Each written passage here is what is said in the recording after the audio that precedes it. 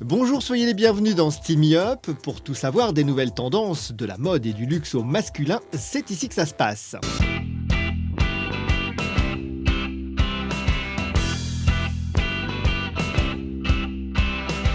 Cette fois, c'est certain, l'automne est bel et bien là. On a cru encore un peu à l'été, lunettes sur le nez et veste sur l'épaule, mais la chute des températures nous donne des envies subites de douceur, de feu de bois et de col roulé douillet. On ressort ses basiques, trench, cachemire et boots, et on complète avec quelques pièces fortes de la saison. Men's Up vous dit tout. C'est en janvier dernier que Londres, Milan et Paris donnaient le ton de la saison. Si les défilés masculins restent moins spectaculaires que les shows ultra glamour des podiums féminins, ils sont de plus en plus intéressants et témoignent d'une belle vitalité en matière de mode masculine. Plus portable, moins excessive, elle nous réserve de belles surprises.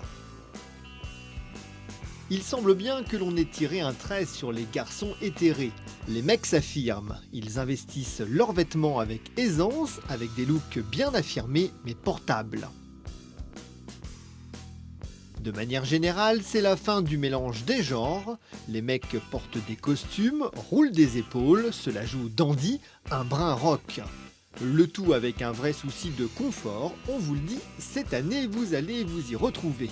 Ajoutez à cela que notre jeune garde française n'en finit pas de monter en puissance et emboîte le pas des grandes maisons avec des pièces portables et abordables.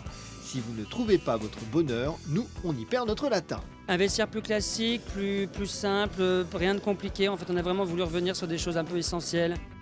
Pièces tailleur, manteau croisé, pièces bien fitées, pieds de poule et tartan, c'est clair et net, on ne se laisse pas aller. Mais au diable l'uniforme, il y a plusieurs écoles. Classique, minimaliste ou vintage, inspiré des années 50 comme chez Carven, on peut la jouer plus rock comme chez Saint-Laurent ou Néo Saint-Germain-des-Prés, et là on aura l'embarras du choix avec Ami, Melinda Gloss ou Officine Générale. Dans tous les cas, pas question de porter le costume de papa, la tendance du moment c'est l'énergie, comme chez Dior ou Cerruti qui se sont illustrés à cet exercice. Globalement, on veut de la légèreté, de la jeunesse, de la fraîcheur. Ce n'est pas Bill Gaten ou Paul Smith qui diront le contraire. The world economy is very strange right now, and a lot of the shops are looking for really powerful as well as classic things. So it seems to fit perfectly. The reaction to this collection has been absolutely fantastic. Bon allez, il est temps de mettre tout cela en pratique, direction le printemps de l'homme où l'on passe les tendances au microscope pour en ressortir le meilleur avec une sélection de marques plutôt bien vues.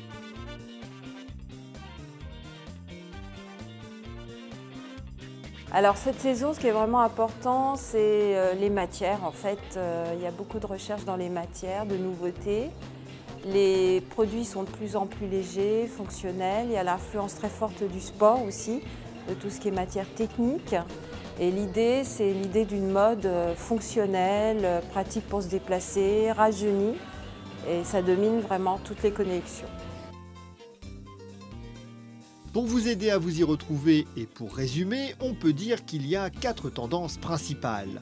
À vous de choisir la vôtre et de composer votre look en piochant les détails au gré de vos humeurs. Tout est proposé, rien n'est imposé. Pour moi, il y a 4 grandes tendances qui se dessinent. Le côté sport, qui est une influence de la mode de la rue, du streetwear et du sportswear, qui maintenant arrive dans les marques de luxe ou des marques même moyenne gamme, plus grande diffusion. Et on voit l'hybridation en fait des styles, c'est-à-dire qu'on a des top sweats par exemple, des joggings qu'on va porter aussi en ville, les baskets qu'on porte avec tout, et puis des coupe-vents, toutes sortes de pièces en nylon léger qui s'intègrent dans les collections en fait. Si le streetwear est rentré dans les mœurs, le chic plus classique n'a pas dit son dernier mot. Mais attention, on a dit classique, pas ringard. Alors on a toujours ce côté hyper minimaliste qui est présent aussi. On en avait parlé, je crois, il y a la saison dernière.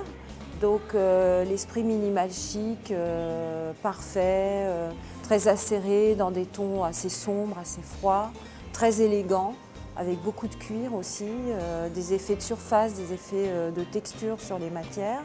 Et puis un costume hyper fité, qui peut avoir aussi des zips ou des nouvelles manières de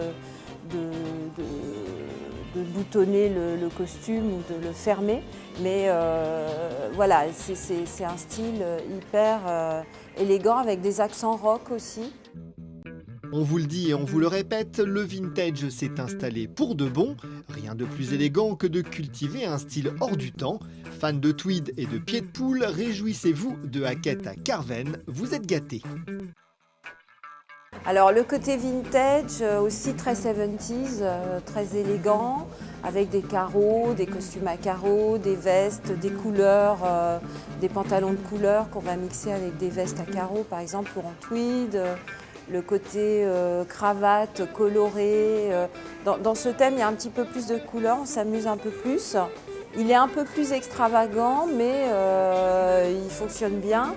Et il permet aussi de renouveler ce côté ville, ce qu'on appelle l'esprit formel, donc les costumes, les vestes, tout ce côté un peu plus sage de la mode. Vous suivez, on vous a gardé le meilleur pour la fin. Cet hiver, on fait monter la température.